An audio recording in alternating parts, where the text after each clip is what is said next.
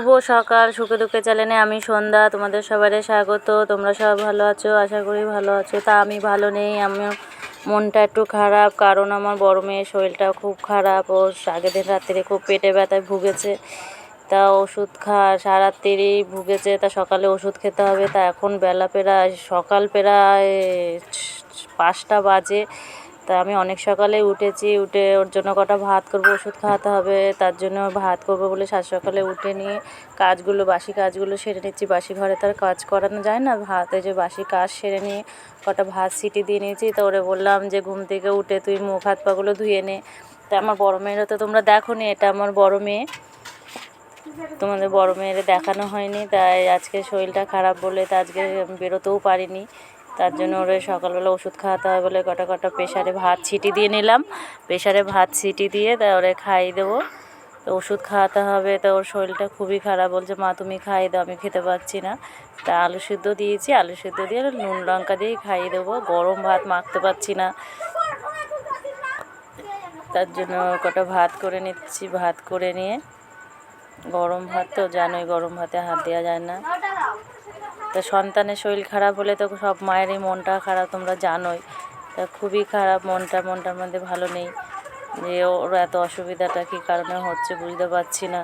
তা যে 3-4 দিন ধরে এরকম হচ্ছে, তা বুঝতে পারছি না কিসে থেকে হচ্ছে। আগে অল্পই ছিল, তা পরশুদিন রাতের থেকে খুব বাড়াবাড়ি হয়েছে। তা আজকে বুধবার, তো মঙ্গল বুধবার থেকে শরীরটা খুব খারাপ।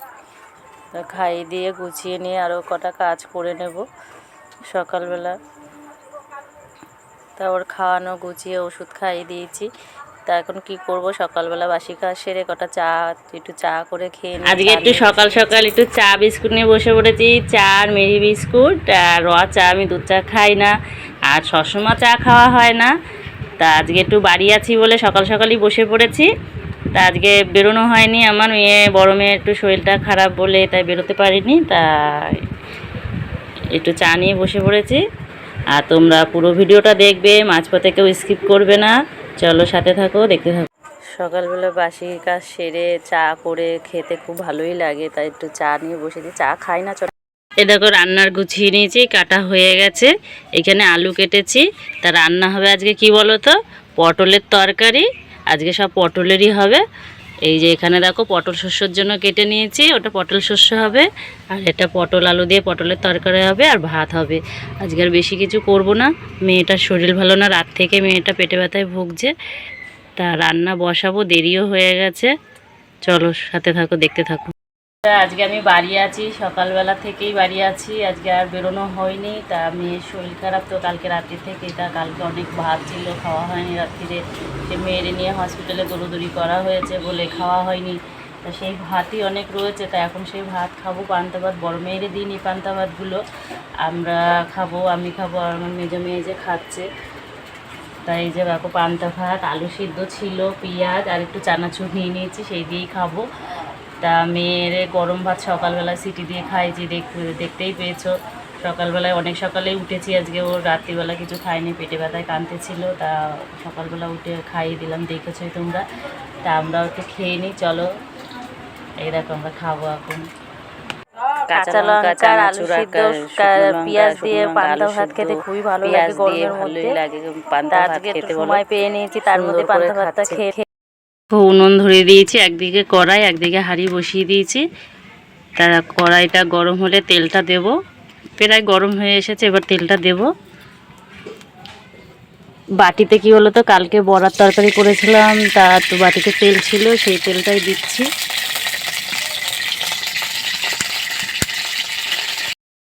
তেল গরম হয়ে গেছে, একটু জিরে সোমবার দিয়ে দিলাম। তা জিরেটা লাল লাল হয়ে গেলে পটল দিয়ে দেবো।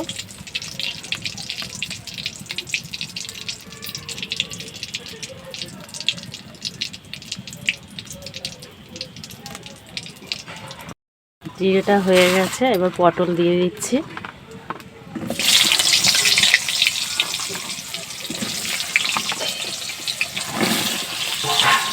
পটলটা দিয়ে দিলাম।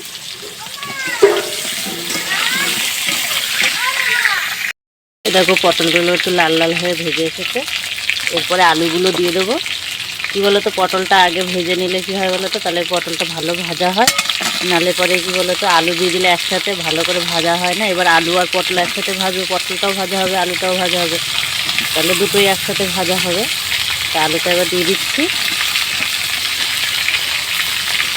আমি এভাবেই রান্না করি, তোমরা কে কীরকম করে রান্না করো আমি জানি না, আমি এভাবেই করি। তা তোমরা যদি করো এইভাবে সিস্টেমে করবা, দেখবে ভালো হবে। এবার আলু পটলটা একসাথে ভেজে নেব। নিয়েছি এরকম পটলের মশলা পুরো রেডি। এই মশলাটাই পটলে দেবো। পটলের ওটা ভাজা হলে পরে এরকম পটলগুলো লাল লাল করে ভাজা হয়ে গেছে। পটল আলু বেশি ভাজিনি, ভাজা হয়ে গেছে। এবার মশলাটা দিয়ে দেবো। মশলা দিয়ে তার সাথে একটুখানি জলও দিয়ে দেবো, নাহলে কী বলো তো মশলাটা পুড়ে যায়। ওর জন্য একটু বাটিটা ধুয়ে মশলাটা দিয়ে দিচ্ছি, একটু জল দিয়ে দিচ্ছি। এবার কষাবো।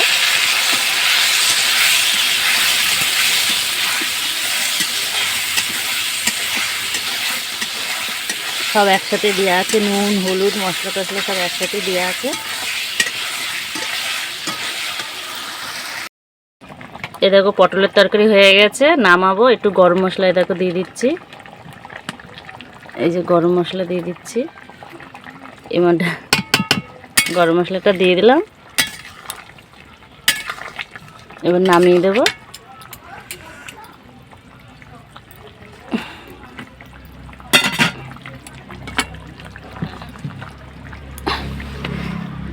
এরকম নামিয়ে দিলাম।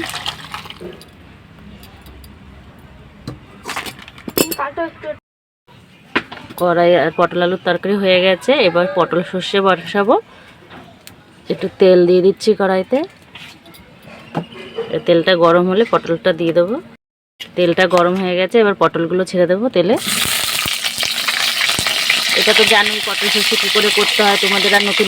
সর্ষে পটলের জন্য সর্ষে বেটে নিয়ে রেডি করে নিয়েছি। এটাকে সর্ষে লাল লাল করে ভাজাও হয়ে গেছে। এবার পটলের সর্ষেটা দিয়ে দেবো। এই জলটুকুই দেবো, আর দেবো না এর বেশি, এইটুকুতেই হয়ে যাবে। এই দেখো পটল সর্ষে হয়ে গেছে, নামাবো। হয়ে গেছে, নামিয়ে দেবো।